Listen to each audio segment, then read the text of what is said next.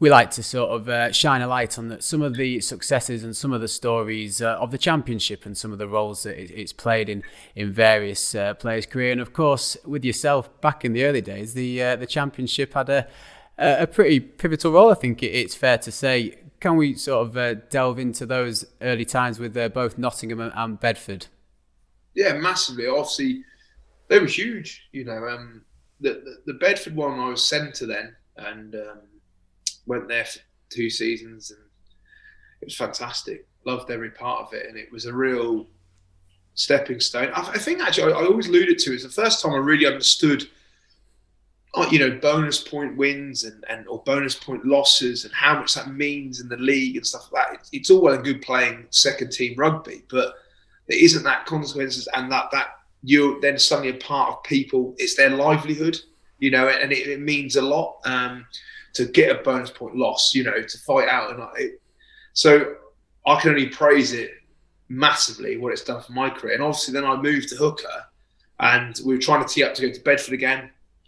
But then Nottingham, 𝗴𝗿𝗺 was there and swung it around and needed a hooker, and off I went up there.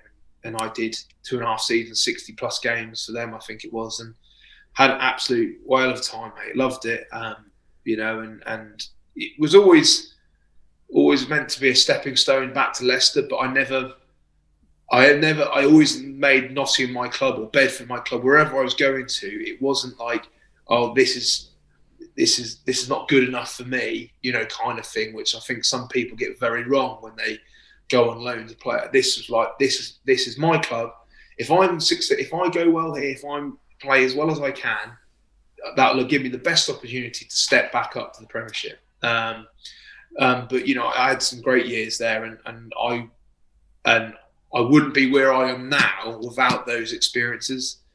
Mate, you had some good characters there as well, didn't you? It was a team. It was a good team. It was I'd have been at Pirates, I think, at the time, and 𝗴𝗿𝗺cie and 𝗵𝗵𝗺, they're big characters and good people for you to learn your trade at hooker, mate.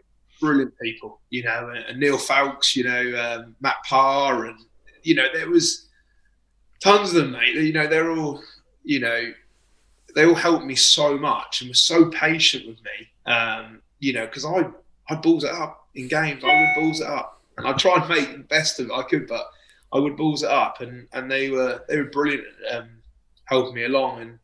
And I think people ask me, what was your highlighting best thing you've ever achieved? One of them, honestly, the best thing I've achieved in my life is in my career is that I won Players Player that first year at Nottingham, and that showed to me that I'd actually really brought in how I went in there thinking you cannot be the guy who rocks up and is just using it as a stepping stone. You've got to buy in, and that was a massive thing for me to win that Players Player of the Year. So that was huge, and a real feather in my cap almost of actually no, I did buy in. But 𝗴𝗿𝗺 coaching us, they helped me so much more than they probably realised. They really did. You're not the only Tiger that's gone on to have fantastic careers at Welford Road that went through a similar sort of role, I believe, but particularly in that, was it 2006 to 8 Bedford squad? There was quite a few of you. Yeah, Dan Cole, Ollie Dodge, but he then carried on playing at Bedford many years.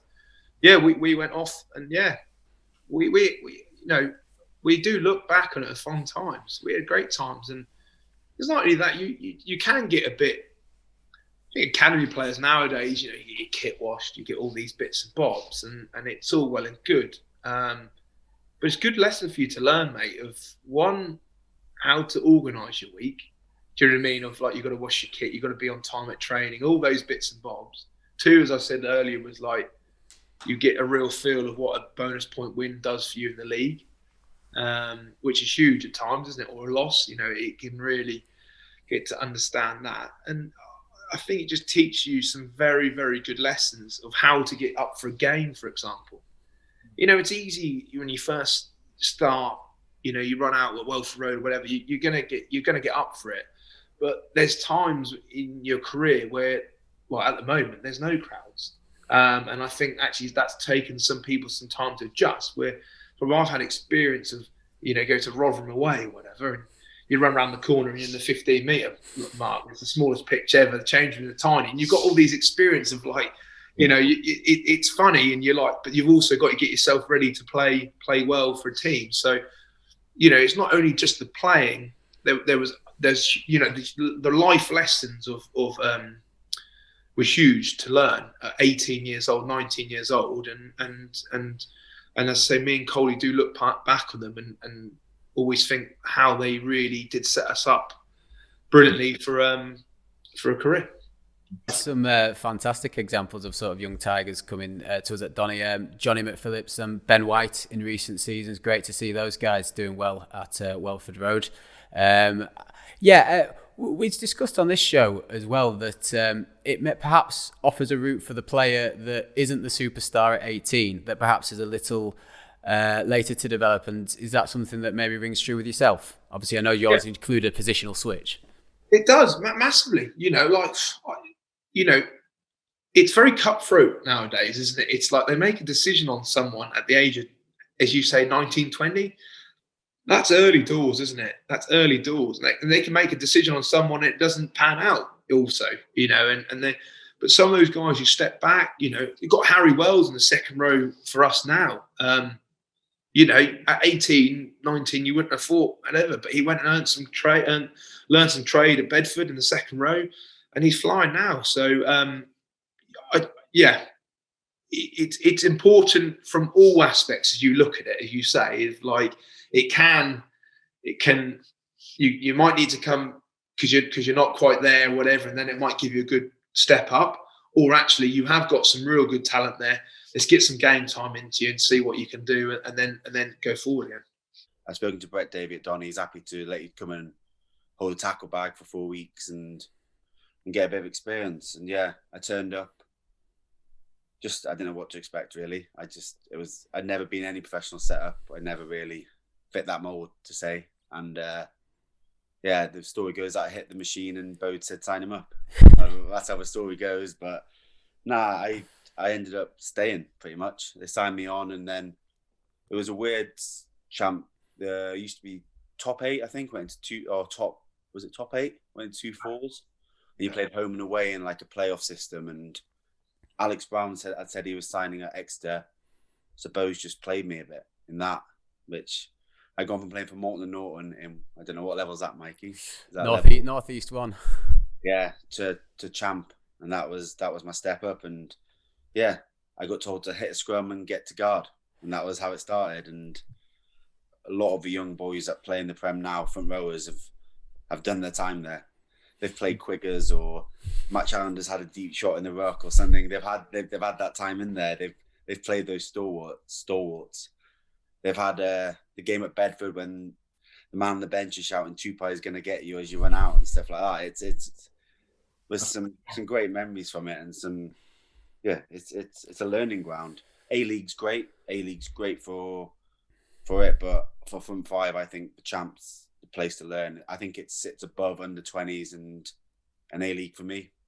That's a year in the champ is what you need, and it gives you the foundations for front row of what you need.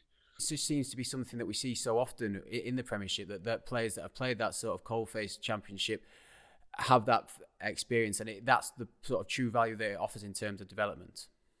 Yeah, 100%. I think, especially for durability, everyone can have 1 or 2 good games as a front 5 forward, but to play week in, week out for 20 games and get your body through it is something you have to do. You can't train it. You can't do anything. You can prepare as much as you want. You can squat as much as you want in the gym. You can run a Bronco 2 times a day. But until you literally play those scrums and mauls, your body doesn't get used to it. And I think as a front 5 in particular, the champ's the best place to do that. I think A-League's a bit fast with not much emphasis on it. And I think under 20s, you're not playing against men. You're playing against people your own age, and scrums aren't the same. But if you look at our pack, most of them have played champ. Piggy, Ben Moon was at champ at Exeter. Peppers with London Welsh. Dickie was a loose head for Plymouth. They'll tell me he drilled me and got me sin bin, but you don't need to listen to that. Jens obviously played at Donny and Thingy.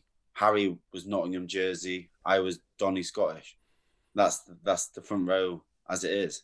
Do you think that without the championship, that maybe a lot of these players who are now competing at the very top of the Prem, if not internationally, might have missed out because perhaps, the schoolboy system doesn't perhaps reward front row players in the same way it does perhaps other, say, quote unquote, skilled positions? Yeah, 100%. If you look at me and Harry, neither of us, Harry was in the academy at Wasps, Heps was in Wasps Academy, and they both got released. Without that championship experience, you then lose those guys to other leagues or other countries, and it's a great place to bounce back and and find your career pathway again. 100%, and without it, a lot of boys wouldn't be where they are now, and a lot of our squad at Exeter wouldn't be where they are, and it needs to stay, it needs improving. This season seems to be creating a lot of excitement. To be fair, was quite a few teams up at the top, and it's quite an exciting format. And yeah, it's tough because you need to still be able to get the academy boys into it. I think like the lone boys are a key part of the champ, but they need to go for the year. I don't think they can dip in and out. I think they should be released to a club, and that's it. They're there for the whole time, unless there was a mad injury rush at the senior club, obviously, because it's an experience which I enjoyed it. I'd still play rugby if I was playing for Moulton. I'd go out afterwards and have beers with the boys. That's what I look forward to. That's what I play rugby for. And Champs accentuates that. It's not as fast. You can have maybe a bit less training depending on the schedules and stuff.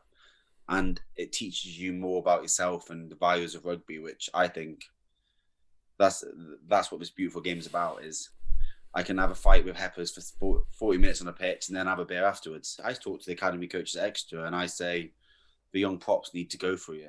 Every one of them needs to go. And 𝗖𝗵𝗺𝗺 was in our academy a few years ago, went to Jersey, and then he ended up starting for Bristol for years.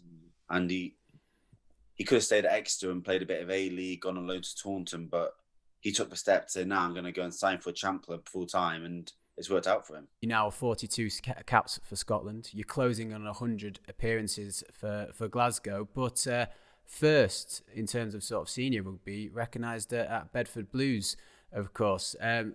Just let us know a little bit more about that journey and a bit about what happened sort of from breaking out at Goldington Road into getting involved in the Scottish setup.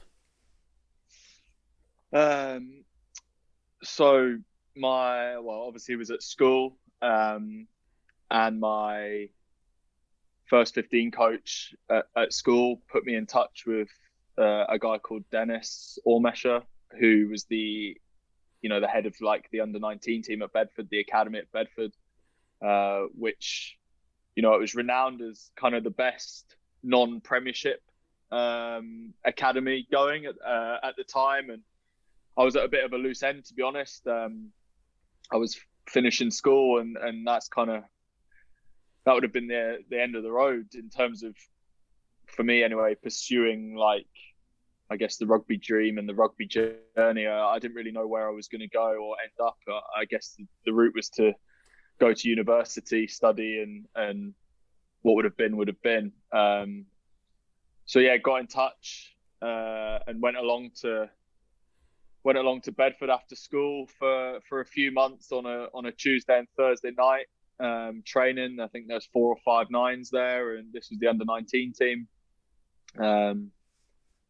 I managed to kind of get myself in a position where I ended up playing some games for the under-19 team, and enjoyed that for a couple of years, and then more so in my sort of second year. So I've kind of just left school, 18, 19, started to be sort of integrated into the first team squad at Bedford, and that was my first taste of sort of training with adults, really. You come from school and you've obviously just played age group. So a couple of years in the academy and ended up moving through to Bedford and had, I think, 2 seasons, with the first team. But for me, it was the first opportunity to play adult rugby. That was the big thing for me, that Bedford gave me, that exposure to the game, to professional rugby. Bedford's brilliant for the culture side of the game as well. I guess coming out of school, you never had that rugby, the club or rugby club experience, and Bedford's right up there in terms of sort of the culture off the field, and led by 𝗵𝗺𝗺𝗽. 𝗴𝗵𝗺𝗺𝗽 was there, still playing. Well, he only retired recently actually, but he was obviously playing. Led the way, and I think that's massive as well. It was such a fun environment to be in. Not everyone comes in the finished article. You get some brilliant players that are fresh out of school, and they take to rugby like it's nothing. You can throw them in any team and they're 19 and they go, they're flying. But for the vast majority, that's not the case at all. And kind of going back to what 𝗵𝗺𝗺 said on the last episode of this, like, I completely agree with him. Like, if you take out levels below the Premiership, it just weakens what's at the top, and not everyone's going to get a game at the top level, and that's the reality of it. There's only 23 guys a week that can play, and it's a business. You need to win. You need to win games. You're not going to just give a kid a game for the sake of it. I think it's brilliant for building experience and character. Certainly for me, everyone knows the Championship's a massive shop window. If you perform well, then you're going to get picked up, and it can lead to obviously offers from Premiership clubs or Pro 14 or Pro D2. It's so valuable. I think like we've spoke about. There's a very limited number of players that play week in, week out at the Pro 14 Premiership level, but that doesn't mean that everyone else should just be forgotten about, I think. Bedford have always been a side that have got a bit of a reputation for a bit of that sort of duet band of rugby. They like to put a bit coast to coast and encourage ball playing afield. Did you feel that when you were there? Yeah, definitely. Play a great brand of rugby. Very exciting to watch and very exciting to play in. 𝗵𝗺𝗺𝗽 and the coaches had a brilliant philosophy on how they like to play the game, and they let you express yourself. That was the Championship Club podcast with 𝗵𝗺𝗺𝗽 and 𝗵𝗺𝗺𝗺. Check us out on social media at @ChampClubsPod on Instagram and Twitter, and subscribe and like our YouTube channel.